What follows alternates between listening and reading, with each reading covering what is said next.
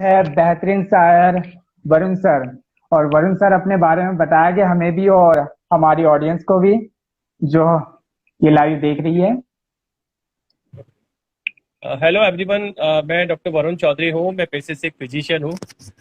लेकिन साहित्य प्रेम मेरे अंदर में बचपन से ही था। लेकिन मेरी जिंदगी में साहित्य उस तरह से था जैसे अब बचपन का प्यार आपको पसंद तो है, लेकिन आपने पाने के लिए ज्यादा कोशिश नहीं करी।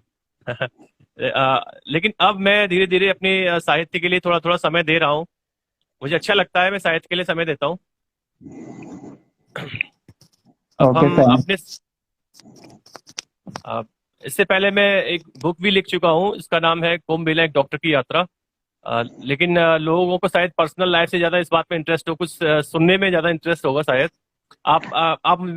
मुझे गाइड करते रहेंगे तो बेटर रहेगा कि आप किस डायरेक्शन में चलना है। मैं सुनाने की डायरेक्शन में है या अपने इंट्रोडक्शन को ही और बड़ा करना है इंटरव्यू की तरह? आप थोड़ा सजेस्ट करिएगा। हाँ बिल्कुल बिल्कुल, हम सजेस्ट करेंगे आपको। तो आप बात आइए तो आप सुना दीजिए। पहले तो एक इंट्रोडक्शन भी होगा आपके बारे ओके। में और बातें भी होगी इसमें, और सुना भी जाएगा आपको। तो पहले तो शुरुआत ही कर दीजिए आप, जो आपके कुछ करीब, दिल के बहुत करीब हो, जो आपको ज्यादा पसंद हो वही सुना दीजिए। ज्यादा पसंद मेरी पोइट्री हौसला है, लेकिन मैं सोच रहा हूँ थोड़ा मोमेंटम बनेगा तो मैं थोड़ा लेट सुनाऊंगा हौसला को। बिल्कुल वो बिल्कुल बिल्कुल। हार्ड वर्किंग लोग अपने वक्त को किस तरह चैलेंज करते हैं, वो उसके बारे में लिखा गया है हौसला। लेकिन मैं अभी शुरुआत करना चाहूंगा कुछ हंसने और गुदगुदाने वाली बातों से, हल्की हल्की बातों से, और जो आपको थोड़ा हंसाए भी और आपको जैसे इंटरटेन भी कराएं उस तरह से। जी जी मैंने बिल्कुल कुछ बिल्कुल। जैसे मैंने जो कुछ भी लिखा है, या जैसे लाइव आने का माहौल होता है वो इस तरह से आता है कि आप स्टेज पर हैं, स्टेज पे आपको बहुत सारे लोग सुन रहे हैं। अभी यस सर। बहुत सारे लोग नहीं जुड़ पाए, पर हम कोशिश उसी तरह करेंगे कि जैसे कि हमें बहुत सारे लोग सुन रहे हैं। नहीं बिल्कुल सर, ओके। आपको बहुत सारे लोग सुनेंगे क्योंकि ये वीडियो रिकॉर्ड होगा और आईजीटीवी पे डलेगा, तो एफबी पे भी जा सकता है वीडियो। तो आपको बाद में भी बहुत सारे लोग सुनेंगे। ये वीडियो अभी रिकॉर्ड होगा हम लोगों का। ओके। तो ये मान के चलो कि हमें 5,000 लोग देख रहे हैं। बिल्कुल, आप तो ओके। सुनाइए। ओके। मेरा मानना है कि प्यार बार बार होता है, प्यार हर रोज होता है। और आपको अगर लगता है, आपके मन में ख्याल है कि प्यार सिर्फ एक बार होता है, तो इसका मतलब किसी हादसे ने आपकी नवोदित भावनाओं को कत्ल कर दिया है, या फिर आप किसी खूबसूरत मायावी रूह की गिरफ्त में है। अगर आप आजाद हैं क्या तो प्यार हर रोज होता है, प्यार बार बार होता है। आ- क्या बात है। आजकल की जिन आजकल की जिंदगी में प्यार करना बहुत आसान हो गया है। एक कोई टाइम था, अब ये फेसबुक व्हाट्सएप का जमाना है, लोगों के लिए बहुत आसानी हो गई है। कोई टाइम था कि लोगों का प्यार एक ख्वाहिश से शुरू होता था और ख्वाहिश पर ही खत्म हो जाता था। अ, यस यस। वो बस सोचते थे, बस यही प्यार था। प्यार के लिए अपने आप को बस इंतजार करना ही प्यार था। अब लाइफ थोड़ी फास्ट मोड में आ गई है। अब जब बात ख्वाहिश की चल निकली है कि केवल ख्वाहिश से उनका प्यार शुरू हुआ और ख्वाहिश पे ही खत्म हो गया, तो मैं कुछ ख्वाहिश पे समर्पित, जहाँ कुछ शेर, जहाँ के ख्वाहिश वर्ड का इस्तेमाल होगा, मैं ख्वाहिश के लिए डिवोटेड कुछ शेर आपको सुनाऊंगा। बहुत छोटे बिल्कुल छोटे शेर बिल्कुल। हैं, कुछ मिसरों में। बिल्कुल सर। ख्वाहिश ऐसी की ख्वाहिश ऐसी कि तेरी आंखों से कत्ल हो जाऊं। ख्वाहिश ऐसी कि तेरी आंखों से कत्ल हो जाऊं। जीऊं ऐसे कि तेरी यादों में बार बार आऊं। ख्वाहिश ऐसी कि तेरी आंखों से कत्ल हो जाऊं। जीऊं ऐसे कि तेरी यादों में बार बार आऊं। मैं मेरी हर जीत ऐसे हो कि तुझसे हार जाऊं। मेरी हर जीत ऐसे हो कि तुझसे हार जाऊं। मैं जब भी ढूंढूं खुद को बस तेरी आंखों में पाऊं। तेरी आंखों में पाओ। क्या बात सर, क्या बात है। बहुत और उम्दा ख्याल है। इसके साथ साथ एक ख्वाहिश को समर्पित एक और से कुछ भावनाएं हैं, वो एक सवाल करती हैं। कुछ भावनाएं होती हैं, इंसान की जज्बात होते हैं। आप कुछ कहते बोलते हैं, और आप कुछ सवाल भी होते हैं, आपकी बातों में कुछ सवाल भी छिपे होते हैं। जी जी। अ, चार मिसरे और अ, हिरासत में थे हम तेरी यादों की। हिरासत में थे हम तेरी यादों की। पलक झपकते ही हथकड़ी खुल गई। हिरासत क्या में थे बात। हम तेरी यादों की। पलक झपकते ही हथकड़ी खुल गई। बड़ा मासूम सवाल है ये, ख्वाहिशें बंद आंखों की हम नसी क्यों हैं। क्या बात है अब सर, बहुत उम्दा ख्याल। जिन जिंदगी मोड़ लेती है, और बस मोड़ लेते रहते हैं, और वक्त बदल जाता है, और फिर आपके जो ख्याल थे, जो आपके इमोशंस थे, वो भी बदल जाते हैं। और एक वक्त ऐसा भी आता है इतनी गहरी भावना के बाद कि आपका मूड एकदम चेंज हो चुका होता है। आपके जो दूसरे के बारे में इमोशंस थे वो बदल चुके होते हैं। तो उन बदले हुए हाँ, इमोशंस के लिए भी फिर दो शेर सुनाऊंगा मैं, उसी उसी सीरीज में। तुझसे मिलने की कोई ख्वाहिश न थी जिंदगी में। आप उस समय पहुंच चुके हो कि आप नहीं चाहते कि अब वहां आपका दिल टूट गया है, तो आप नहीं चाहते उनसे मिलना, लेकिन बात अपनी जज्बात उस तरह एक्सप्लेन कर रहे हैं कि भाई तुझसे मिलने की कोई ख्वाहिश न थी जिंदगी में, फिर भी यकीन था गुस्ताख राहों पर एक मुलाकात होगी। बहुत बहुत बहुत दिल तक आने वाली बात कह दी आपने। और इसी सीरीज में कुछ चार मिसरे और छोटे छोटे चार मिसरे। जी, ये भी वक्त आपका ही है, आने वाला वक्त भी आपका है, बिल्कुल सुनाइए। ओके। बातों में वह पहले जैसी कशिश नहीं, बातों में वह पहले ये जैसी कशिश नहीं, शायद अब हमें इश्क नहीं। शायद बातों हमें में अभी। वह पहले, वो एक्चुअली दिल टूट जाता है तो आपके इमोशंस बदल जाते हैं, वो वक्त बदल चुका है, अब हम एक अगले फेज में आ गए। उसी उसी उसी इंसान के अगले फेज में एक समय ऐसा भी आता है वो बहुत गहरी भावनाओं में बात कर रहा था, लेकिन अब थोड़ी सी उसकी बातों में उदासी होती है हल्की सी, तो हम उस मूड में बता रहे हैं। जी, बातों में वह पहले जैसी कशिश नहीं, शायद अब हमें इश्क नहीं। दिल टूट कर कहाँ जुड़ पाता है दोबारा, दिल टूट कर कहाँ जुड़ पाता है दोबारा, सच कहूं अब जुड़ने की कोई ख्वाहिश नहीं। क्या बात है, क्या बात है। आपकी ख्वाहिशें इतनी उम्दा है सर, दिल तक आने वाली। और मैं बताना चाहूंगा कि किसी भी रचनाकार के लिए श्रोताओं की प्रतिक्रिया बहुत मायने रखती है। आप जी, किस तरह के श्रोता आपको सुन रहे हैं, आपकी रचनाएं किस स्तर की हैं ये जरूरी है, लेकिन किस तरह के श्रोता आपको सुन रहे हैं वो उससे भी ज्यादा मायने रखता है। आपकी प्रतिक्रिया बहुत मायने रखती हैं। अगर श्रोता खुश हैं और उनकी सकारात्मक प्रतिक्रिया मिल रहा है, पॉजिटिव रिस्पॉन्स आ रहा है, तो ये एक रचनाकार के लिए, एक वक्ता के लिए सबसे बड़ा पुरस्कार होता है। आप आपके लिए आपको बहुत ऑनर्ड प्यारे फील प्यारे करोगे। मैसेज आ रहे हैं, आपके लिए बहुत प्यारे प्यारे मैसेज आ रहे हैं। सब लोग आपका स्वागत कर रहे हैं, थॉमसन सर जुड़े हैं, रितिका मैम जुड़ी है, और बाकी थैंक यू बहुत वेरी सारे मच। लोग, और सब लोग आपको सुनने के लिए उत्सुक है। तो सर एक सवाल था मेरा कि अक्सर ऐसा हाँ जी। होता है कि जो कवि होते हैं, जो लेखक होते हैं, जो ख्यालों को बुनते हैं, मैं भी ओके। उन्हीं में से हूँ। तो कुछ ना कुछ किस्सा होता है लाइफ में कि एक किस्सा कि उस समय से इंसान लिखना चालू करता है। कई बार होता है इंसान का दिल टूट जाता है, एग्जाम्पल बता रहा हूं मैं, जरूरी नहीं है कि इंसान अपने ही टूटे हुए दिल पे बयां करे। ऐसे बहुत से किस्से होते हैं, तो आपके लाइफ में ऐसा कौन सा किस्सा हुआ जिस वजह से आपने लिखना चालू किया, जिस वजह से आपको लगा कि मुझे लिखना चाहिए? कुछ तो ऐसी बात होगी जो हम यस, जानना ऐसे चाहते हैं। इसको भी जैसे मैं बता रहा था अपनी लाइफ के बारे में, तो मेरी राइटिंग स्किल या कहिए इसको, लेखन की दुनिया में दहलीज के बाहर मैंने कदम कैसे रखा, इसके जी जी। एक एक माइलस्टोन आया इसके लिए लाइफ में। जैसे कि एक बॉलीवुड की फिल्मों में दिखाते हैं ना कि जैसे पहले मूवी बहुत स्लो मोड में चल रही थी फिर एकदम से फास्ट हो गई, तो मैं पहले यस। राइटिंग के जो कहते हैं ना कि लेखनी का बीज मेरे दिमाग में बचपन से अंकुरित था, लेकिन मैंने बताया कि वो बचपन में उस प्यार की तरह था जिसे आप पसंद तो करते हैं लेकिन आपने कोशिश कभी नहीं की उसको पाने की। तो राइटिंग मेरे यस। लिए वही थी। मुझे राइटिंग का शौक था, लेकिन मैंने उसको एक मुकाम देने के लिए, एक एक लेवल देने के लिए मैंने कोशिश नहीं की। थोड़ा लिखा, कहाँ लिखा भूल गए, डायरी में लिखा भूल गए, फिर पब्लिश कराने की तो कभी कोशिश ही नहीं की, किसी को सुनाया कभी एक लाइन सुना दी नहीं, अदरवाइज सुनाने की भी कोशिश नहीं की। बस आपको वो लेखनी पसंद थी लेकिन आपने उसको कोई मुकाम नहीं दिया। फिर एक दूसरा फेज आता है इस लाइफ में, जैसे बॉलीवुड में जैसे एक अलग चेंज आता है मूवी में, फिर हीरो का अलग स्टाइल हो जाता है, या किसी भी इंसान का एक अलग लाइफ स्टाइल बदल जाता है। तो वहां से ये हुआ कि मैं एज ए डॉक्टर 2013 में कुंभ मेला, प्रयागराज कुंभ मेला था उसमें पोस्टेड था। तो मैं जब वहां पोस्टेड था मैं काफी 35 डेज वहां रहा, मैंने उस कुंभ मेला को बहुत करीब से समझा। अब जब मैं वहां था तो मेरी वाइफ मतलब अर्धांगिनी, उनका फोन आता था तो एक बार जिक्र करती थी जो कुंभ मेला में जो कुछ भी हो रहा है उसकी डायरी लिख लेना।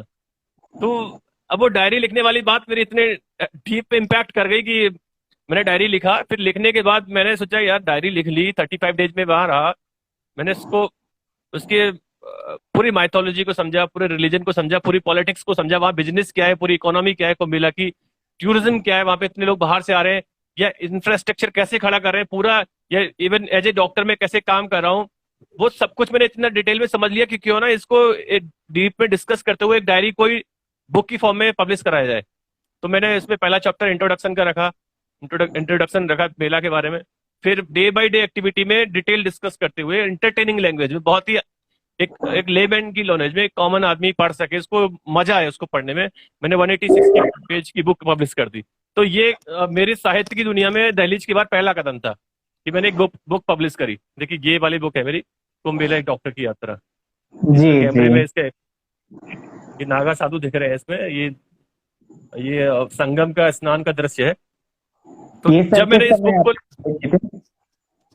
ये 2013 की बात है, 2013 के कुंभमेला, प्रयागराज कुंभमेला में पोस्टेड था मैं, ये मैंने 14 में पब्लिश कराई बुक। तो ये मेरी लाइफ में एक अचीवमेंट की तरह था, और एक उसने मेरे को कॉन्फिडेंस दिया कि हाँ मैं राइटिंग की दुनिया में, लेखनी की दुनिया में, साहित्य की दुनिया में कुछ कर सकता हूँ। उसके बाद में ऐसा नहीं कि मैंने बहुत ज्यादा लिखा हो, लेकिन मैं थोड़ा थोड़ा लिखता रहा, कॉन्फिडेंस डेवलप हो गया। कुछ मेरी पोइट्री पब्लिश हुई, ऑनलाइन पब्लिश हुई, कुछ हार्ड कॉपी में पब्लिश हुई, कुछ न्यूज़पेपर में, एक मैगजीन में भी पब्लिश हुई। तो ऐसा नहीं कि मैंने बहुत सारा लिखा, लेकिन कॉन्फिडेंस डेवलप हो गया। और अब मुझे लगता है कि अब मेरी स्टडीज कंप्लीट हो गई है, तो अब मैं थोड़ा कोशिश कर रहा हूँ इसमें एक्सपोज होने की। मैं चाहता हूँ कि आपके अंदर कोई टैलेंट है, लेकिन उस टैलेंट को जब तक एक मुकाम नहीं मिलता है तो वो आप सेटिस्फाई नहीं हो सकते। जी, उस खुद को आप आजमाना बहुत जरूरी होता है। बिल्कुल और जो फिर लोगों तक के अपना टैलेंट जाता है, वो फिर वो जो खुशी मिलती है, लोगों के फीडबैक मिलते हैं, कुछ पॉजिटिव रहते हैं, कुछ नेगेटिव रहते हैं। तो पॉजिटिव तो अंदर रख लेते हैं, नेगेटिव भी बहुत बार अच्छे होते हैं। ऐसा होता है, वहां से चीजें सीखने को मिलती है हमें। बिल्कुल। तो आपने ये बहुत। आपको आपने आपने कहा खुद को आजमाना जरूरी होता है, तो उस पर मुझे दो लाइनें याद आ गई खुद की लिखी हुई, बस मैं बोल देता बिल्कुल हूँ, उसके बाद डिस्कस। बिल्कुल। उसमें था कि यस यस। किसके हिस्से में क्या आया, क्या किसके बात। हिस्से में क्या आया, ये किस्मत की बात है। आपने आजमाने की बात की तो मुझे वो दो लाइनें याद आ गई, दो मिसरे लिखे हैं सिंपल, कि जी किसके जी। हिस्से में क्या आया ये किस्मत की बात है, वक्त आने पर आजमाया ये ताकत की बात है। क्या बात है, आपका क्या बात है। आपकी स्ट्रेंथ यही है। आपको अपॉर्चुनिटी मिली है तो आपने ट्राई तो किया, एटलीस्ट यू हैव अप्रोच्ड, आपने अप्रोच तो किया। आप उसमें उस फील्ड में जाने की कोशिश की, अपने आप को कॉन्फिडेंस बिल्ड किया, और आपने अपने आप को उस जगह पर रखा कि हाँ भाई मैं लेखनी की दुनिया में कुछ कर सकता हूँ। तो ये आजमाना जरूरी है। आपको अपॉर्चुनिटी, जीवन ने, जिंदगी ने अवसर दिया है, तो अवसर को अपने आप को साबित करने की कोशिश तो किया।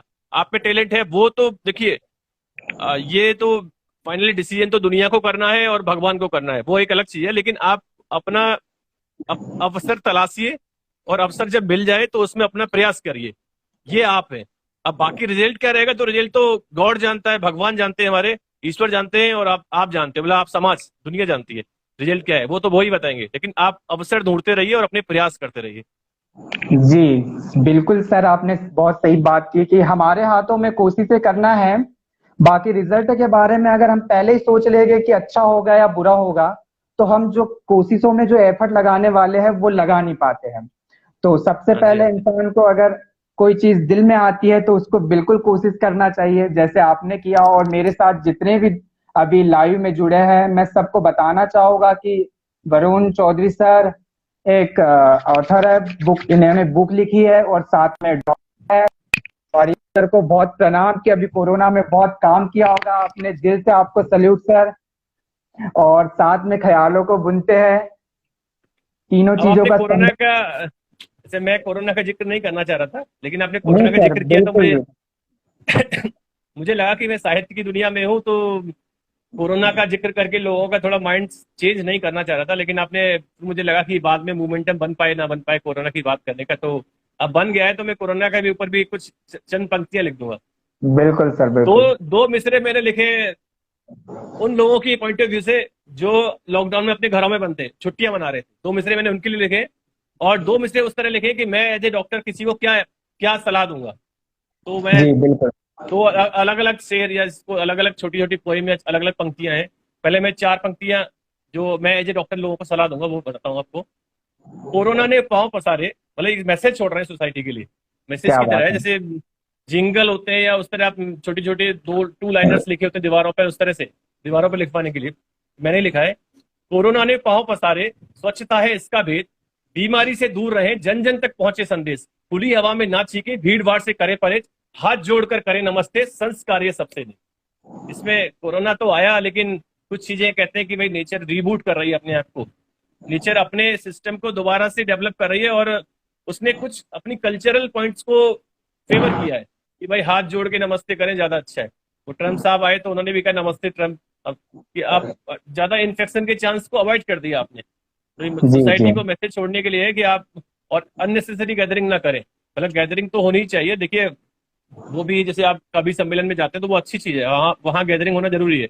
लेकिन हाँ, ये जरूर है कि अननेसेसरी कहीं अनावश्यक से 20 लोग एक साथ टहल रहे हैं जिसके कोई पर्पज नहीं है, तो वो सब आपको अवॉइड करना है।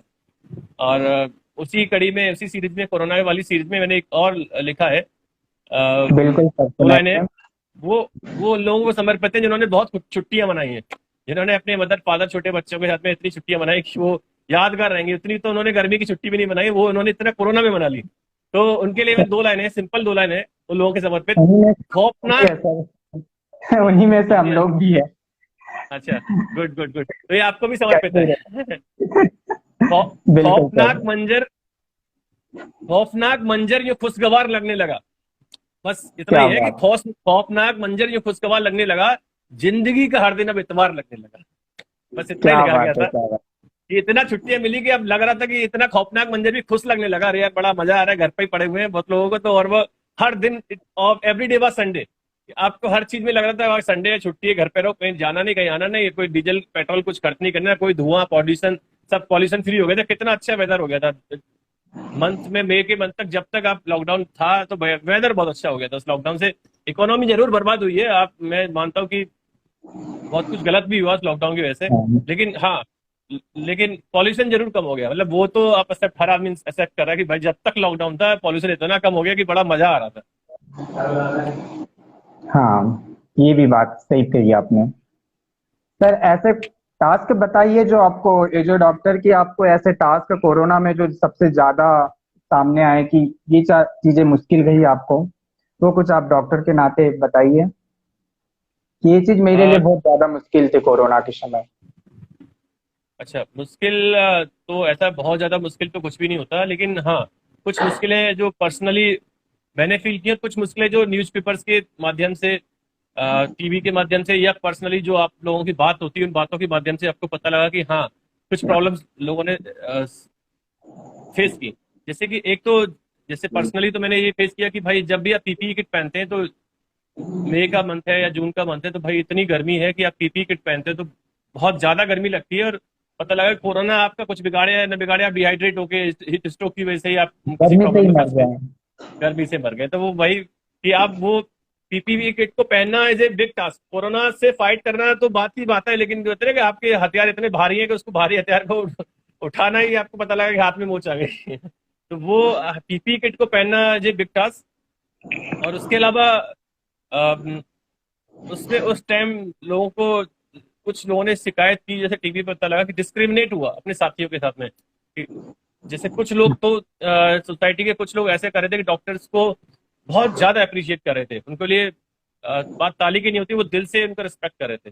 लेकिन कुछ जगह कॉलोनीज में ये भी हुआ कि भाई डॉक्टर है तो ये इस तरह बातें करते हैं, डॉक्टर है, डॉक्टर आ रहा है, भाई दूर रहो। मतलब हाँ, वो डॉक्टर ये जो है, वो बीमारी लेके आ रहा है, हमें इन्फेक्ट कर देगा। तो ये डॉक्टर्स के साथ इस तरह का डिस्क्रिमिनेशन हुआ। तो ये भी कुछ शिकायतें मिली। हाँ, मतलब कुछ लोगों ने अप्रिशिएट भी किया। लाइफ के अलग अलग, बहुत आपकी जिंदगी में जो आपने समय देखा उसके अलग अलग चेहरे होते हैं। तो एक चेहरा ये भी है कि आपके साथ डिस्क्रिमिनेशन हुआ, और एक चेहरा ऐसा भी कुछ लोगों ने आपको बहुत ज्यादा अप्रिशिएट किया, मतलब आपने एक्सपेक्ट नहीं किया तो उतनी ज्यादा भी अप्रिशिएट किया। बाकी तो इन्फेक्शन है। इन्फेक्शन से बचना रहता है, लेकिन मेरा अलग तरह का है। कोरोना में तो एक तरह से एक रूल्स बना दिया गया कि भाई अगर आप प्रिकॉशन नहीं लेंगे तो आपको वो ब्लेम किया जा सकता है, इसके इसके लिए आपके खिलाफ कंप्लेन की जा सकती है कि आपने प्रिकॉशन क्यों नहीं लिए। अरे भाई, मेरा तो रूल ये था कि भाई पेशेंट आया तो पेशेंट से जितना करीब रहो, बीमारी बाद में रहेगी लेकिन आप उसके साथ कंफर्टेबल रहिए। मैंने स्वाइन फ्लू के वार्ड्स में, जब मैं एमडी कर रहा था, स्वाइन फ्लू के वार्ड्स में भी काम किया था। मैंने 2 महीने लगातार स्वाइन फ्लू के वार्ड में काम किया था इमरजेंसी में। वहां लोग डर रहे थे लेकिन मैं बिल्कुल नहीं डरा था। कभी कभी तो इमरजेंसी कॉल आई, उसने बहुत कंप्लेंट किया पेशेंट का, अटेंडेंट इतना ज्यादा परेशान है, तो मैं बिना पीपी किट पहने, इवन बिना मास्क पहने जल्दी से घुस गया उनके वार्ड में। ऐसा भी होता था। लोग वहाँ कोरोना की तरह ही लोग स्वाइन फ्लू के टाइम भी डर रहे थे, लेकिन मैं उस तरह से नहीं डरता, मेरा मामला अलग है। अब ट्यूबरकुलोसिस के पेशेंट आते हैं, लोग डरते हैं, लेकिन मैं उसको एक बार छू के जरूर देखता हूँ। मैंने एक बार फेसबुक पे लिखा है तो भले ही डरते हुए छू उसके, लेकिन छू के जरूर देखूंगा। कहते ना, लोगों ने कहा कि भाई book challenge, dance challenge, bath challenge, तो मेरा रहता है इम्यूनिटी चैलेंज। मेरा चैनल अलग टाइप का है, मैं छू के देखता हूँ भाई मुझसे कुछ होगा या नहीं होगा, तो आज तक तो नहीं हुआ। एक्चुअली क्या होता है कि सब क्लिनिकल इन्फेक्शन आपको इम्यून कर देता है। अगर आपको यस। इन्फेक्शन इस उतने कम अमाउंट में वायरल लोड इतने कम अमाउंट में आपकी बॉडी में एंटर हुआ है, या आप बहुत ही कोई भी वायरस या बैक्टीरिया कमजोर है, तो वो आपको आगे फर्दर इन्फेक्शन के लिए इम्यून कर देगा।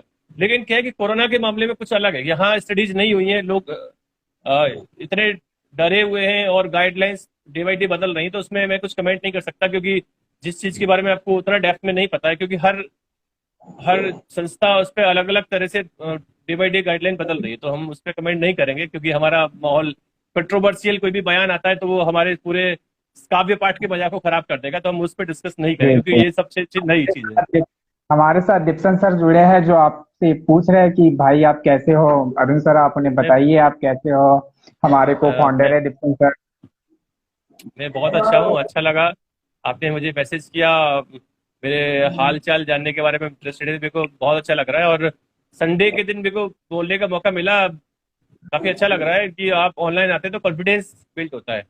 मतलब मैं जैसे अब इस साहित्य लिटरेचर के फील्ड में मैं कुछ करना चाहता हूँ, मैं इस तरह नहीं सोच रहा कि एक बहुत आप टॉप मोस्ट पोइट ऑथर हो, जरूरी नहीं, लेकिन हाँ आप आपका कोई नाम हो, आपको आप रिकॉग्नाइज करें लोग, और आपको अपने उस चीज पे गर्व वाली फीलिंग आए, या यानी कि आपने इतना समय देने की कोशिश की लिटरेचर की फील्ड में, तो आप यू हैव अचीव समथिंग, आप एक मुकाम हासिल जरूर करें। ये टॉप पहुंचना तो ये सब तो फ्यूचर में डिसाइड होगा, आप जी कितना अच्छा जी कर जी पाएंगे। आप कॉम्पीट जी। कहते हैं ना कि आप दूसरों से कम्पीट मत करिए, अपने आप से कम्पीट करिए। बात वहीं पर है अपने कि आपको अपने आप से कम्पीट करना है। अपना एक कॉन्फिडेंस, अपना खुद टारगेट बना लीजिए और उसके पीछे भागिए। आप दूसरे से प्रभावित मत होइए कि वो क्या हाँ कर जी, हाँ जी, रहा है, सामने वाला क्या लिख रहा है, क्योंकि सबके ख्यालात अलग है, सबकी पोएट्री का अंदाज अलग है, सब कुछ अलग है यहाँ दुनिया में।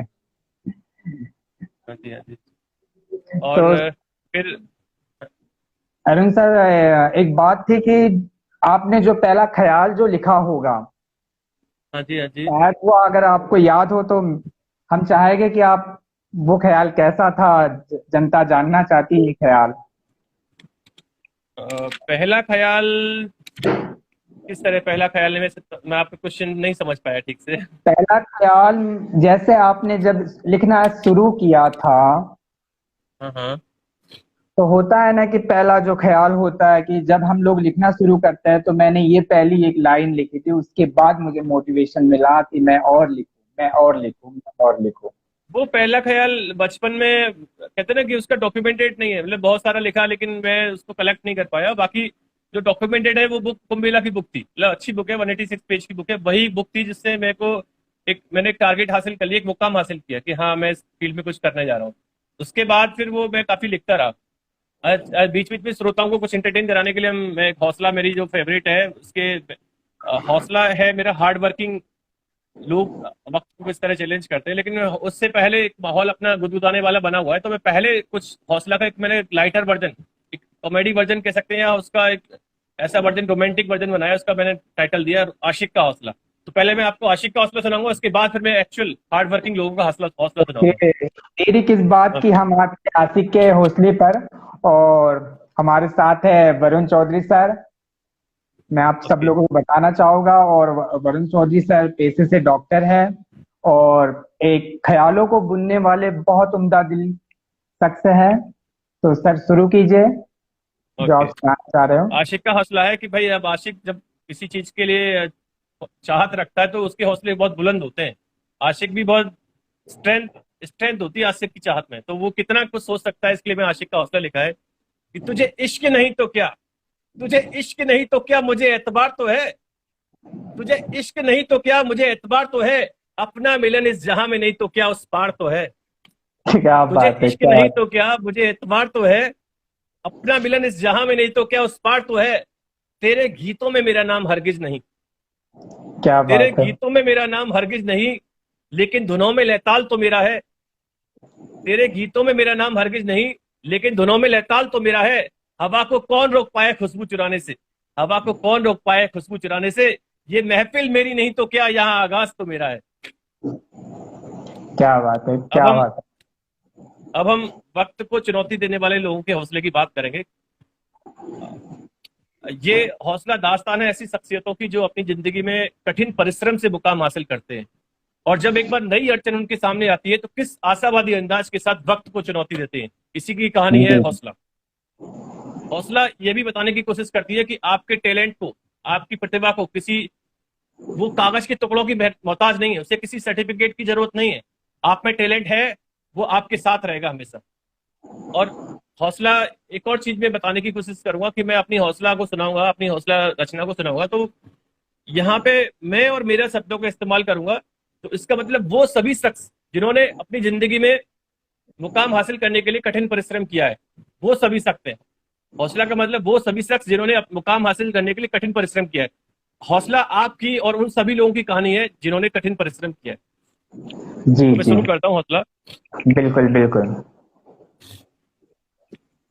मेरा वजूद मोहताज नहीं कागजी पुलिंदों का, मेरा वजूद मोहताज नहीं कागजी पुलिंदों का, बस एक जुनून है इम्तिहान देने का। क्या बात है।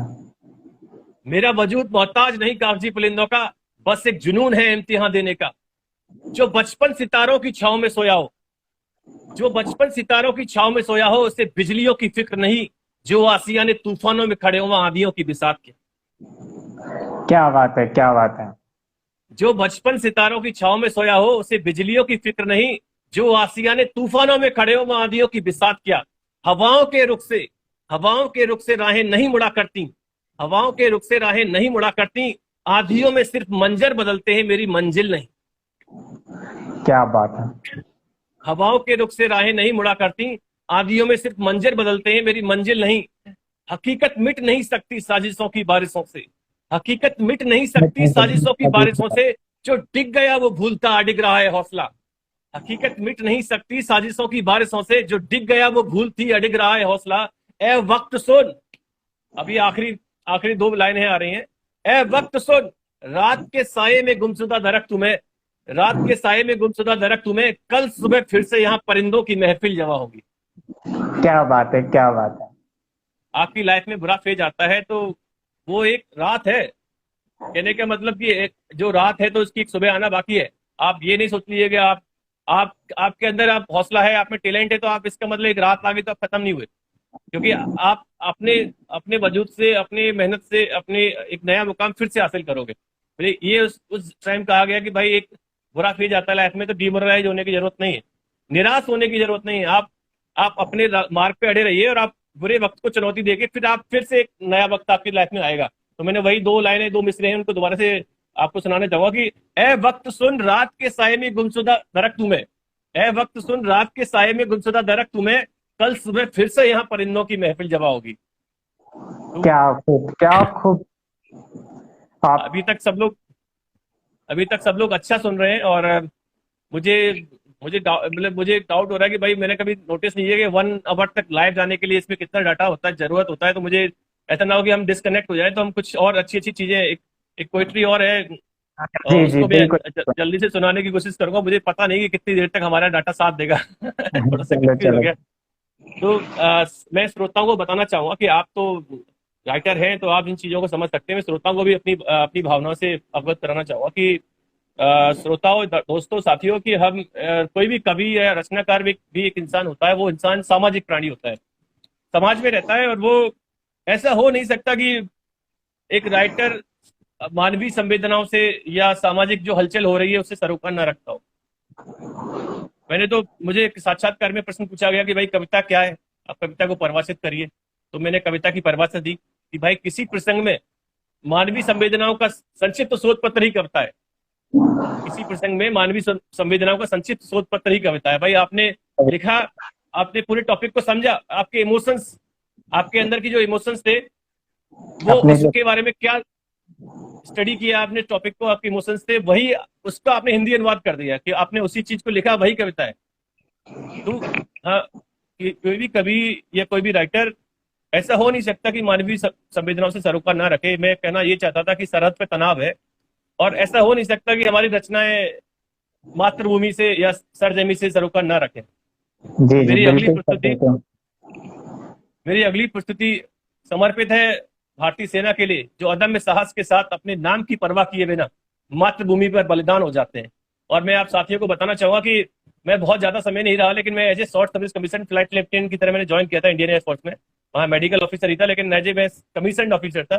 बाद में मैं शॉर्ट सर्विस था, तो उस टाइम मैंने एमडी नहीं किया था, तो मेरे को लगा कि मैं फौज, मुझे देश से बहुत प्रेम है, लेकिन उस टाइम मुझे लगा कि मैं अपने समाज के लिए एमडी करने के बाद कुछ ज्यादा अच्छा कर पाऊंगा, तो मैं स्टडीज की वजह से वह रिजाइन लेके आ गया। लेकिन मैं आज भी अपने आप को फौज में शामिल महसूस करता हूँ।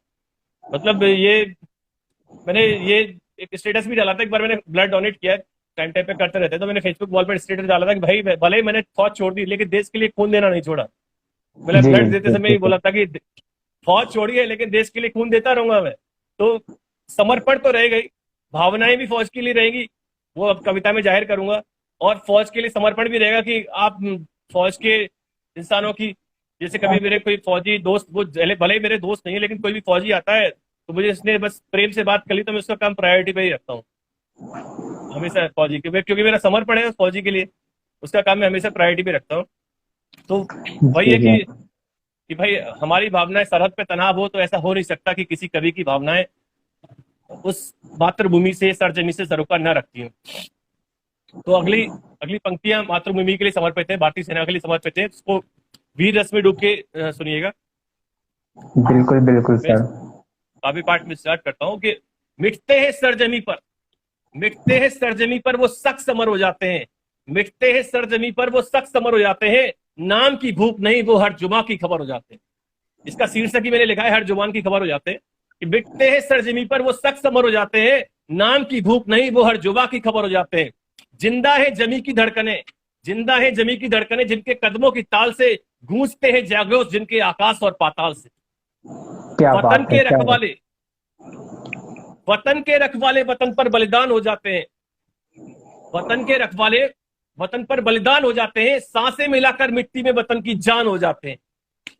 वतन के रखवाले वतन पर बलिदान हो जाते हैं, सांसें मिलाकर मिट्टी में वतन की जान हो जाते हैं। मैं थोड़ी कविताएं लिखता हूँ, वो ज्यादा बड़ी नहीं लिखता, बस एवरेज स्तर की लिखता हूँ। तो अभी 5-6 मिसरे और बचे हैं इसमें आगे, बस कि वतन के रखवाले वतन पर बलिदान हो जाते हैं, सांसें मिलाकर मिट्टी में वतन की जान हो जाते हैं। जिनके जिक्र हवाओं में, जिनके जिक्र हवाओं में सुबह शाम दोपहर हो जाते हैं, नाम की भूख नहीं वो हर जुमा की खबर हो जाते हैं।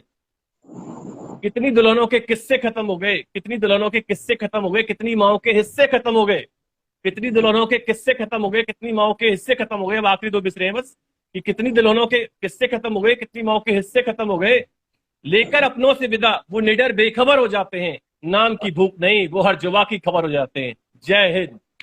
जय हिंद सर, जय हिंद। अच्छा अच्छा लगता है भी- अपनी देशभक्ति की भावनाओं का। जब भी की बात आती है तो हाँ हाँ, दिल में कुछ ना कुछ ख्यालात उमड़ ही जाते हैं। बिल्कुल। एक ख्याल फौज के लिए मेरा मैं था, लेके देता हूँ। हाँ जी, हाँ जी। अगर आप सुनना चाहोगे तो अभी मैंने हाँ रिसेंटली बिल्कुल। कल ही पोस्ट किया था उसे भी।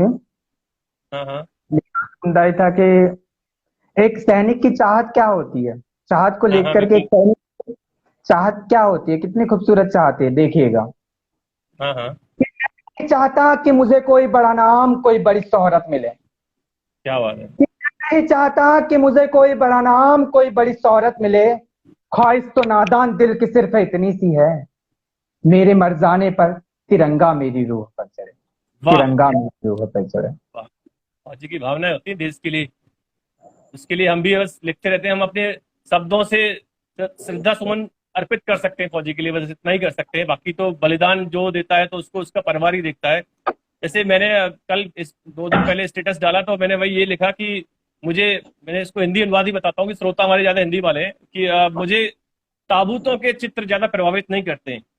मैंने कहा कि मुझे जनरली सामान्यतः ताबूतों के चित्र ज्यादा प्रभावित नहीं करते हैं, लेकिन मैंने उसमें फोटो था टाइम्स ऑफ इंडिया में, टाइम्स ऑफ इंडिया में ये फोटो छपा एक माँ और बेटी का, इसने मेरे दिल जी को जी छू लिया। मतलब मैं इतना दुख हुआ है कि मैं शायद इसको बोलने में वक्त लगेगा मुझे। उसमें एक माँ बैठी है, एक बेटी बैठी है, और वो हविलदार राय करके थे, वो वेस्ट बंगाल के रहने वाले थे, उनकी वो वाइफ मेरठ में रह रहे थे, वो अपनी फैमिली के साथ वो वहाँ अकेले रहते थे। वो बेचारा मुझे देख के, मतलब मेरे को रोना आ गया कि भाई वो माँ है, बेटी है, अकेली, वो इकलौती बेटी है, वो 6 साल की है मात्र। बताइए, उसके पिता चले गए, बलिदान हो गए, तो वो बलिदान तो वही समझ सकते हैं। हम ये कि अपने शब्दों से, अपनी भावनाओं से श्रद्धा सुमन अर्पित कर सकते हैं, तो हम अपना काम करते हैं। बाकी वो तो उस जितना जो जिस घर का चिराग बुझता है, वो भावनाएं तो उस जिसने जिया है उस चीज को वही समझ सकता है। तो हम उनको जय हिंद बोल सकते हैं, उनके लिए उनका सम्मानित कर सकते हैं। अब जी सर। और उसके अलावा बात यह कि ये फौज तो एक ऐसी ऑर्गेनाइजेशन है कि जहाँ काफी कुछ हद तक सही है, काफी कुछ हद तक सब कुछ सही है। लेकिन आप फौज की बाहर सिविल लाइफ में आएंगे तो कहते हैं ना कि बहुत हालात खराब है। करप्ट है दुनिया, दुनिया करप्ट है। आप ये नहीं कह सकते ये करप्ट है, पूरी दुनिया में majority of the people are corrupt. मतलब वो सिचुएशन खराब है। तो उसके लिए मैंने 2 लाइन लिखी है कि तिजारत का दौर है, इंसान भी बिक रहे हैं। तिजारत का दौर है, इंसान भी बिक रहे हैं, मेरा घर जलाकर ख्वाब उनके सिक रहे हैं। वो अपने गेन के लिए आपको किसी भी हद तक धकेल सकते हैं कि आपका वो क्या बात अपना है। सेकने के लिए, अपनी रोटी सेकने के लिए आपका घर जला सकते हैं। वो इस हालत तक हालत खराब है। तो क्या चल रहा है, और कुछ चीजें और हैं जो जिसे आप कनेक्ट कर सकते हैं, जो अभी हाल हाल फिलहाल में हुआ, इंडस्ट्री में हुआ, सुशांत जी के साथ में हुआ। कुछ चीजें खबरें भी आई कि भाई वो पुष्ट खबरें नहीं थी, तो हम उसके बारे में बहुत ज्यादा नहीं बोलेंगे।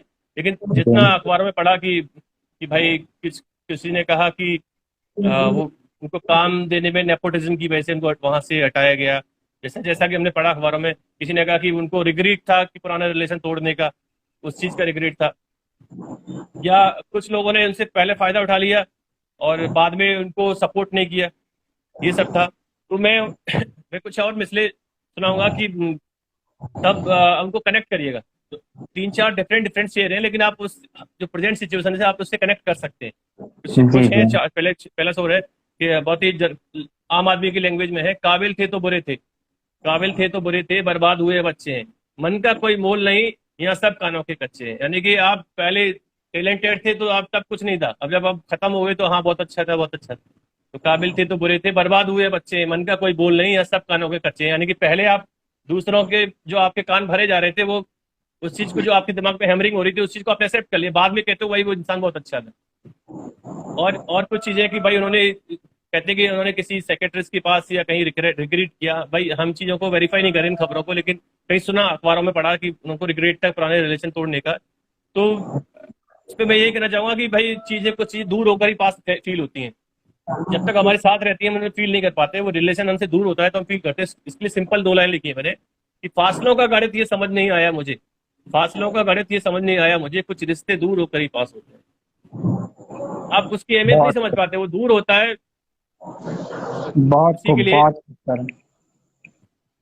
अब एक 4 मिसरे और हैं डिप्रेशन को डिस्क्राइब करने के लिए, और जो कि उस चीज से कनेक्ट आप डायरेक्टली कनेक्ट हो ही रहा है। जो कि जो सुशांत जी थे, कितने खुश मिजाज इंसान थे, कितने मतलब टैलेंटेड तो थे ही, लेकिन जो व्यक्तित्व था वो भी बहुत अच्छा था उनका उनका, खुश व्यक्तित्व बहुत मिजाज अच्छा थे, था। नई नई चीजें अप्रोच करते थे, नई नई जैसे कंप्यूटर गेम के कोडिंग सीख रहे थे वो, या एक फार्म हाउस ले रहे थे, फार्मिंग का शौक था। यानी कि डिफरेंट डिफरेंट वो पेट्स पालते डिफरेंट थे, यानी कि डिफरेंट। इतने डांसर भी थे, अंतरिक्ष का। इतने टैलेंट थे, लेकिन उनके दिमाग में क्या चल रहा था कोई नहीं समझ पाया। इसी के लिए 4 मसले लिखे डिप्रेशन को डिस्क्राइब करने के लिए। तो डिप्रेशन, उसको हैशटैग मेरे डिप्रेशन ये है तो 4 मिसरों के लिए कि खुशी वो नहीं जो महफिलों में हंसती है, खुशी वो नहीं जो महफिलों में हंसती है, जिंदगी वो नहीं जो तस्वीरों में सजती है। खुशी क्या वो बात। नहीं जो महफिलों में हंसती है, जिंदगी वो नहीं जो तस्वीरों में सजती है, कभी अंधेरे भी जूम करके देखो यारो, आंखों के पीछे एक और दुनिया बसती है। बहुत खूब, आपकी बहुत। आप महफिलों में हंस रहे हो, वो खुशी हो सकता है कि वो आपका सम्मान करने के लिए हंसा गया हो, या तस्वीरों में सज रहे हो तो हो सकता है वो सोसाइटी के लिए सजा गया हो। आपकी कदर है कि भाई आपका प्रोग्राम है तो मुझे अच्छे से रहना है वहाँ पे। लेकिन कभी आप उसके अकेलेपन को जूम करोगे तो समझ में आएगा कि कुछ उसके बहुत सारे लोगों के दिमाग में कुछ और दुनिया चल रही होती है, उस चीज को हम नहीं, उस दर्द को हम नहीं समझ पाते। तो मैंने हाँ। इसको एक बार और पढ़ूंगा कि खुशी वो नहीं जो महफिलों में हंसती है, खुशी वो नहीं जो महफिलों में हंसती है, जिंदगी वो नहीं जो तस्वीरों में सजती है, कभी अंधेरे भी जूम करके देखो यारो, आंखों के पीछे एक और दुनिया बसती है। बहुत खूब सर, बहुत खूब। तो आप जो अपनी आपका दुनिया को देखने का नजरिया और जो ख्याल बुनने का नजरिया है बहुत शानदार है। कभी लोग होते हैं, कुछ लोग बहर में लिखते हैं, कुछ ख्यालों को लिखते हैं, और जो आपके ख्याल है इतने उम्दा है। Thank you very much. आपको आपको आपने तारीफ की एक्चुअली। अब कहते ना कि श्रोताओं की प्रतिक्रिया बहुत मायने रखती है। आपका हाँ पॉजिटिव रिस्पॉन्स ही सबसे बड़ा पुरस्कार होता है किसी राइटर के लिए। वो आप लोग उसको पसंद कर रहे हैं, उसको समझ पा रहे हैं, उसको पढ़ पा रहे हैं लोग, तो वो कनेक्ट कर रहे हैं लोग, तो ये चीज हमारे लिए सबसे बड़ा अचीवमेंट होता है। ये होना बहुत जरूरी होता है। और आप मुझे डायरेक्ट करते रहिए किस किस डायरेक्शन में मुझे चलना है, मैं उस हिसाब से चलता रहूंगा। आ, आपको जो सुनाना है वो सुना दीजिए आप, जो आप सुना अच्छा अच्छा, पहले कह रहे थे कि वो मुझे सुनाना है। ओके ओके, सुनाते रहेंगे। जैसे सूरज से कनेक्ट करते हैं भाई। आज शताब्दी में काफी साल 20 साल 20 ईयर्स के बाद इतना क्लियर सूर्य ग्रहण हुआ है। जी पूरा जी मून की तरह दिख रहा था। सूरज को सूरज से कनेक्ट करके डायरेक्टली उसमें इमोशन से इसमें कंपेयर किया गया सूरज से। तो पहले तो मैं सिर्फ एक शेर सुनाऊंगा सूरज के हुए, सूरज से कनेक्ट करते हुए, और एक उसके बाद एक पोइट्री है जो मैंने काफी साल पहले लिखी थी, वो पोइट्री सुनाऊंगा। इसमें मैंने अपने आप को, राइटर ने अपने आप को सूरज से कंपेयर किया है। पहले एक जी शेर है, फिर जी उसके बाद एक पोइट्री है। जी जी तो शेर इस बिल्कुल तरह जी। से है कि वो इस रिलेशन पे कि ह्यूमन नेचर क्या होता है कि आप आपकी जरूरत है तो आपसे मैं रोज बात करूंगा, लेकिन जरूरत नहीं तो हो सकता है मैं आपसे बात आपका कॉल भी रिसीव ना करूं। तो हाँ ये होता है। चीज है इसमें। दो मिसरे हैं कि ठिठुरती जनवरी में जिस सूरज की तमन्ना थी, ठिठुरती जनवरी में जिस सूरज की तमन्ना थी, झुलसती जून में उसे मुंह दिखाना भी गवारा नहीं।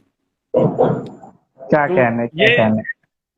सूरज को आधार बनाकर हमने अपने ह्यूमन नेचर को इसमें डिस्क्राइब किया है कि ठिठुरती जनवरी में जिस सूरज की तमन्ना थी, झुलसती जून में उसे मुंह दिखाना भी गवारा नहीं। यानी कि बस हमारा काम, सर्दियों में जरूरत थी आपकी तो हमने आपको बहुत याद किया कि सूरज निकले। आप क्या कि सूरज क्यों निकल रहा है भाई, तो हम उसके बाहर नहीं निकलते उसको देखने के लिए। तो उसके अलावा एक मेरी पोइट्री और है, उसका उसमें उसका टाइटल मैंने दिया उजालों में।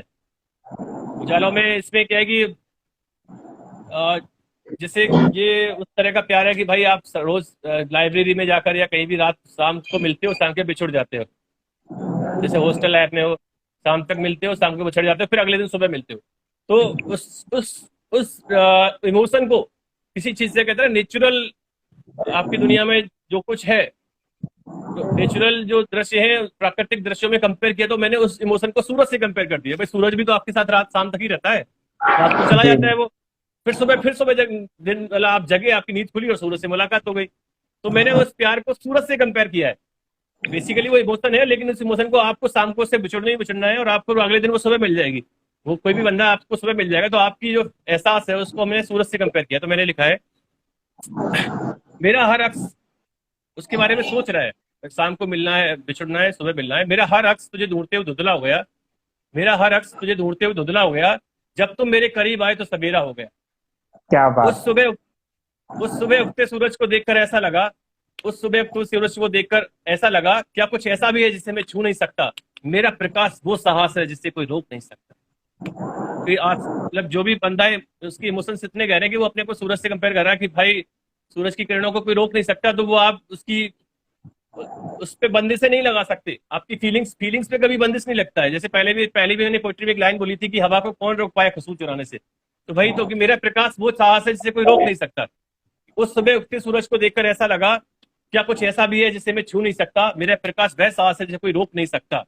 रोज सुबह मैं तुमसे मिलने रोज सुबह मैं तुमसे मिलने सूरज बनकर आऊंगा, सूरज की किरणों की तरह तेरे जीवन में बढ़ जाऊंगा। रोज सुबह में तुमसे मिलने सूरज बनकर आऊंगा, सूरज की किरणों की तरह तेरे जीवन में भर जाऊंगा। जब भी तुम उगते सूरज को देखोगे, जब भी तुम उगते सूरज को देखोगे, मुझको भूल ना पाओगे। क्या तुम जलता दीपक लेकर सच को ढूंढ पाओगे। कि आपने अपने प्यार को इस तरह से इसमें डीप इमोशन है कि हम आपकी लाइफ में प्रकाशित करने वाले हैं आपकी जिंदगी को। लेकिन आप बाकी चीजें उस इमोशन के सामने बहुत छोटी हैं। तो बाकी चीजें एक दीपक के समान है कि जब भी तुम उगते सूरज को देखोगे, मुझको भूल ना पाओगे। क्या तुम जलता दीपक लेकर सच को ढूंढ पाओगे। क्या वो लौ सच हो सकती है जो नश्वर है। क्या वो लौ सच हो सकती है जो नश्वर है। सच तो सिर्फ सूरज है जो शाश्वत है। आपका जो इमोशन है वो इतना डीप है और लॉन्ग लास्टिंग है कि वो शाश्वत चलता रहेगा। और जो बाकी सारी घटनाएं वो उसको दीपक से कंपेयर कर रहा है कि भाई उसकी लाइफ बहुत कम है, वो घटनाएं आती जाती रहेंगी। लेकिन आपका प्यार में इतना गहरा इमोशन है कि वो आपका लॉन्ग लास्टिंग है, वो सर्वाइव करेगा आपका प्यार, आपका इमोशन। आपके साथ रहेगा। तो हाँ, तो इसलिए उसने अपने आप को कहा कि भाई इन जज्बातों की कदर करिए। क्या वो लौ सच हो सकती है जो नश्वर है। सच तो सिर्फ सूरज है जो शाश्वत है। डूब कर भी उगाना मेरी फितरत है। डूब कर भी उगाना मेरी फितरत है, हर शाम तुझसे बिछुड़कर सुबह मिलना शायद यही कुदरत है। क्या बात, क्या खूब लिखा है। डूब कर भी बहुत- उगाना मेरी फितरत है, हर शाम तुमसे बिछुड़कर सुबह मिलना शायद यही कुदरत है। और बस अपनी आखिरी दो मिसरे इसमें कि जरा याद करो मुझको, मैं तुम्हारे कुछ बीते हुए सालों में हूँ। वो अपनी चीज को नोटिस कर रहा है कि भाई अपनी इस कविता के माध्यम से कि मैं कुछ बीते हुए सालों में हूँ जो तुम्हें प्रकाशित कर रहा हूँ, कि जरा याद करो मुझको, मैं कुछ तुम्हारे कुछ बीते हुए सालों में हूँ, सूरज की तरह जलकर भी तेरी नजर के उजालों में हूं। ये काफी पहले लिखा था मैंने अपनी। ये कि आपकी भावनाएं हैं वो एक सूरज की तरह है कि आप उससे शाम तक ही मिलते हो, सुबह सुबह दोबारा से मिलते हो। और आप, लेकिन आप पे पॉजिटिव माइंड है कि जब भी आप आओगे उसकी लाइफ में रोशनी हो जाएगी। जिस किसी की जिंदगी में आप पहुंचोगे वहां रोशनी हो जाएगी। तो सूरज से कंपेयर करना अपने प्यार को, मैं सोचता हूँ कि बहुत ही डिवाइन और एक अनकंडीशनल लव जैसा है कि आप अपने लिए नहीं सोच रहे हो, बस आप एक आपके सामने अंदर वो वाले। एहसास है, उस एहसास से आप बेनिफिशियल, या तो वैसे प्यार के एहसासों के मामले में फायदा नुकसान की बात नहीं की जाती, लेकिन फिर भी अगर जो कुछ है वो हम सामने वाले के समर्पित है, डिवोशन, इसको समर्पण वाली बात करेंगे कि हम उनके लिए समर्पित हैं। और जी कुछ आप जी डायरेक्ट करते रहिए, आप डायरेक्ट करते रहेंगे तो अच्छा लगेगा। मतलब आप डायरेक्ट जी। करते रहेंगे तो मुझे अच्छा लगेगा कि आप कुछ अपना भी सुनाते रहेंगे तो मुझे बहुत अच्छा लगेगा। आपने एहसासों की बात की, ख्यालों की बात की, ख्वाहिशों की बात की, आपने ख्वाहिशों की बात की, तो मुझे भी एक मिसरा याद आता है ख्वाहिशों को लेकर जो मैंने लिखा था। अगर आप चाहोगे सुनना तो मैं सुनाता हूँ। बिल्कुल बिल्कुल बिल्कुल बिल्कुल।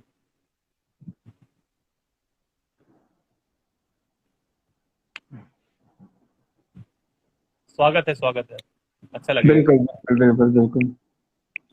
अभी थोड़ा असर बाकी है, अभी थोड़ी कसर बाकी है। इसमें मोहब्बत भी आ जाएगी और आपको बाद में मिसरे के अंत में समझ में भी आ जाएगा कि क्या बात है। कि अभी थोड़ा असर बाकी है, अभी थोड़ी कसर बाकी है, तेरे दिल तक मेरे दिल का पूरा सफर बाकी है। वाह, क्या बात है, क्या बात है। अभी थोड़ा असर बाकी है, अभी थोड़ी कसर बाकी है, तेरे दिल तक मेरे दिल का पूरा सफर बाकी है। उसे लगता है कि मुझ में मिलकर बिखेर के रख देगा वो मुझे।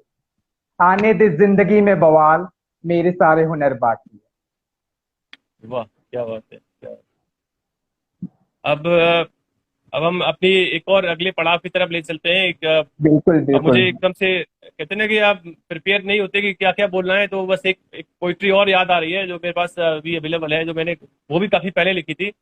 और वैसे मैंने वो उस टाइम में कोई डाटा का कंफ्यूजन हुआ, मैं देशभक्ति वाले पोइट्री को सबसे लास्ट में रखना चाह रहा था, मैं कोई बात नहीं, वो जो थोड़ा कंफ्यूजन हुआ इसलिए मैं पहले रख दिया। नहीं तो वो जिस तरह जी जी सरहद में तनाव है तो उसको मैं मोमेंटम लास्ट के लिए रख रहा था।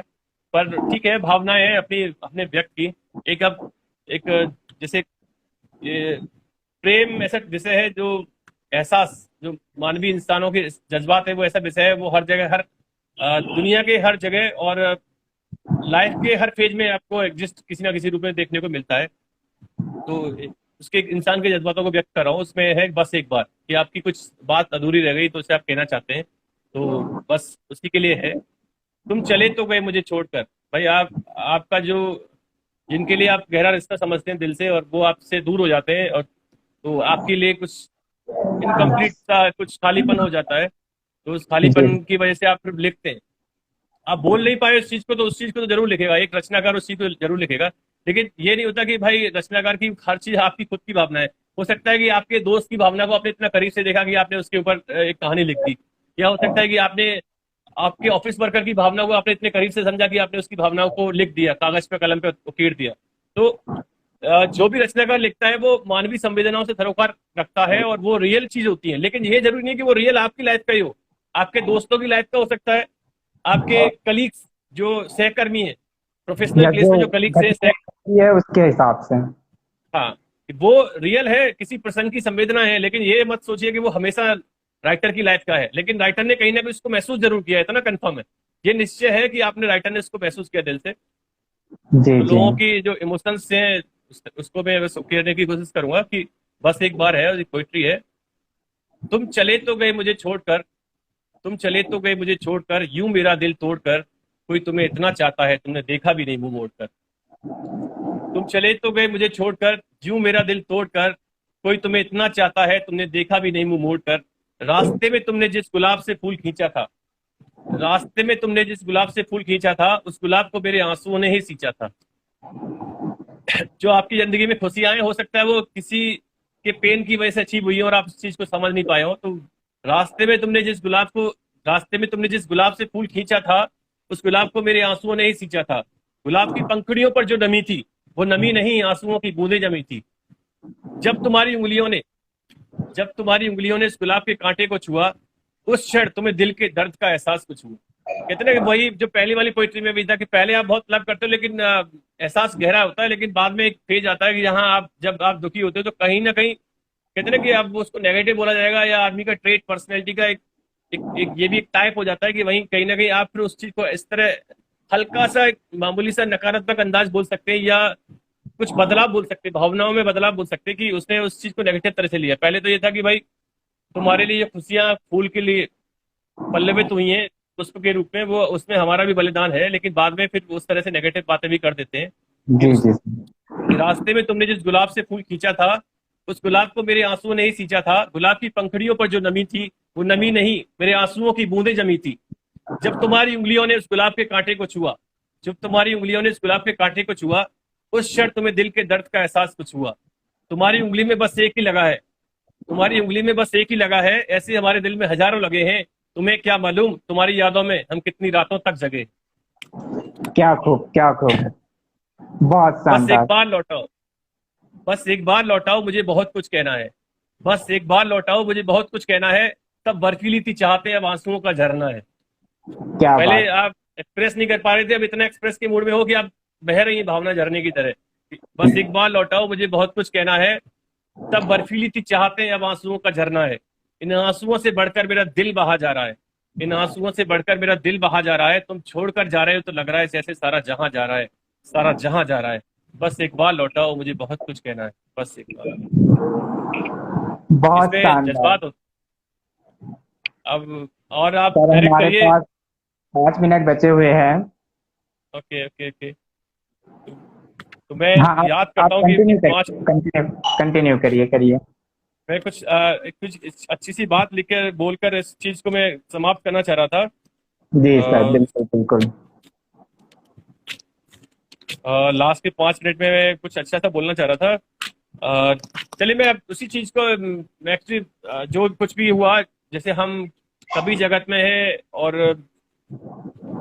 पोइट्री लिख रहे हैं, तो किसी ना किसी तरह से एक लेखक कलाकारों से जुड़ा होता है। अगर आप भाई स्क्रीन प्ले राइटर ही लिखते हैं, तो मैं उसी चीज को रिपीट करना चाहूंगा। जो चीज मैं बोल चुका हूँ उसी में से 4 लाइनें दोबारा रिपीट करूंगा कि मैं वो होता है कि भाई आपने wind up take home message जो छोड़ते हो, आप उस प्रोग्राम में से वो चीज छोड़ते हो जो आपने जिस चीज ने आपको ज्यादा छुआ। वैसे तो मेरी हौसला कविता है, वो बहुत ज्यादा करीब लगती है कि आपने इस लाइफ में स्ट्रगल किया है तो आपको कैसे दोबारा से मुकाम हासिल करना है। वो लेकिन मैं अभी सुनकर सुशांत जी को भी मौका मिलता है सर। बहुत बहुत उम्दा बिल्कुल। कविता है वो आपकी। लेकिन मैं उस आज अपनी फेवरेट कविता को कोट न करने के बजाय मैं उस लाइन को कोट करना चाहूंगा कि रिपीट, क्योंकि कहते हैं ना आपकी लाइफ में बहुत सारा दिमाग में होता है लेकिन उस वक्त हर चीज एक साथ याद नहीं आती। अब मुझे बस याद इस टाइम सुशांत जी ने मुझे छुआ मेरी उनकी घटना ने, तो मैं उन 4 लाइनों को दोबारा रिपीट करूंगा और वो उसके बाद समापन करेंगे हम अपनी बात का। कि खुशी वो जी जी। नहीं जो महफिलों में हंसती है, उसी चीज को मैं दोबारा बस रिपीट कर रहा हूँ कि खुशी वो नहीं जो महफिलों में हंसती है, जिंदगी वो नहीं जो तस्वीरों में सस्ती है। खुशी वो नहीं जो महफिलों में हंसती है, जिंदगी वो नहीं जो तस्वीरों में सस्ती है। कभी अंधेरे भी जूम करके देखो यारो, आंखों के पीछे एक और दुनिया बसती है। नमस्ते। बहुत बहुत खूब, बहुत खूब। अच्छा लगा आपके साथ बात करके। आपके जो होस्ट हैं वो अच्छे होते हैं तो आपको बात करने में मजा आता है, बहुत अच्छा लगा। और आप बस आपका फाइनल कमेंट सुनना चाहूंगा। जी, बहुत शानदार, बहुत शानदार आपके जो ख्याल थे और जो बुनने की, ख्यालों को बुनने की ताकत थी। और मेरा तो मानना ये है कि जो कवि लोग होते हैं, कुछ लोग बहर में लिखते हैं, कुछ लोग ख्याल लिखते हैं, कुछ लोग गजल लिखते हैं। जैसे कि आप ख्याल लिखते हैं, जरूरी नहीं है कि आपकी चीजें बहर में हो, जरूरी नहीं है कि आपकी चीजें बहर में हो, आपका ख्याल ही इतना उम्दा हो जो लोगों के दिल तक पहुंचे। और जब आप दिल से लिखते हो चीजें तो ऑटोमेटिकली सामने वाले के दिल तक पहुंचती है। और आप बिल्कुल बखूबी दिल से लिखते हो और बिल्कुल वो मेरा चीजें। मानना है कि आप अपने लिए ईमानदार रहिए, अपने इमोशंस के लिए ईमानदार रहिए। आपके ख्याल है उनको एडिट मत करिए। अपने ख्याल आपके ख्याल की तरह ही होना चाहिए, यानी कि आपने जो दिल से महसूस किया उसको अपने लेखनी से कागज पे उकेरिए। हाँ, कुछ लोगों का ऐसा होता है कि उसे तोड़ मरोड़ के उसे बहर में फिट करना चाहते हैं। जरूरी नहीं कि जो ख्याल आपने महसूस किया उसे एक्सप्रेस कीजिए। वो दिल की, वो जो आती है क्वालिटी फिर उस ख्याल में, वो बहुत उम्दा होती है, और वो आप में बिल्कुल है सर। बिल्कुल, मुझे अच्छा लगा, बहुत अच्छा लगा। और कुछ और कमेंट करना चाहेंगे? मैं एक बार अपने दोस्तों के लिए कमेंट कर देता हूँ। Thank you everyone for listening. तो सर, फाइनल कमेंट कर, हाँ हाँ सर, बोलिए बोलिए। मैंने बस कमेंट किया, thank you everyone for listening. Okay, yes, आपका कमेंट रिकॉर्ड हो चुका है। तो थैंक यू सर आपका हमें ज्वाइन करने के लिए, और हमें उम्मीद है कि हमारी मुलाकातें होगी, और यस, अच्छे अच्छे आपके ख्याल आप और भी अच्छा लिखोगे, और भी हमें अगली सुनने बार को नई मिलेगा रचना। Thank you. नई यस, रचनाओं के साथ। और पोएटिक आत्मा फैमिली में आपका स्वागत है। आप कभी भी आ सकते हैं, हमारे साथ लाइव जुड़ सकते हैं। आप, बहुत खुशी रहेगी हमें। ओके, मैं अपना मैं अपने सर से। इंट्रोडक्शन दे दूं कि मेरा नाम धनंजय निरापुरे है, और मैं मैकेनिकल इंजीनियर का छात्र हूँ, और बस मैं भी आपकी बहुत तरह अच्छे, ख्यालों को बुनता हूँ, और बहुत स्पोर्ट अच्छे, प्लेयर हूँ। बस यही मेरा छोटा सा इंट्रोडक्शन है। बहुत अच्छे। अच्छा लगा, आप इंजीनियर है तो टेक्निकल है, अपनी अपनी टेक्निक अपनी कविताओं में भी जाहिर करते रहेंगे। मुझे बहुत अच्छा लगा कि आर्ट्स के फील्ड से जो जुड़े हुए कलाकार हैं वो तो अच्छे होते ही नेचुरली, लेकिन एक जो साइंस के फील्ड से जो कलाकार बनते हैं वो उनमें कुछ वेरिएशन देखने को मिलता है। वो वेरिएशन होना जरूरी है उस फील्ड में, क्योंकि वो जी, लाइफ में कोई चीज मोनोटोनस नहीं होनी चाहिए, एक रास्ता नहीं होनी चाहिए। भाई आर्ट वाले बेहतरीन कलाकार होते हैं, हम उसकी तारीफ कर रहे हैं, लेकिन साइंस की फील्ड से भी कुछ कलाकार आने चाहिए, लेखक और बिल्कुल कलाकार, बिल्कुल ताकि वो एक रास्ता टूटे और उसमें वैचारिक विविधता देखने को मिले। बिल्कुल बिल्कुल और मैं आपके बिल्कुल। जब भी लिखता रहूंगा और आपसे नई रचनाओं के साथ मिलूंगा। मैंने एक ओवर के टाइम के हिसाब से अपने इस चीज को मैनेज किया था कि एक ओवर में क्या क्या बोलना है। अच्छा लगा आपसे बातें करके, और आप भी बेहतरीन वक्ता हैं, बेहतरीन लेखक हैं, आपके विचारों से मैं भी प्रभावित हूँ।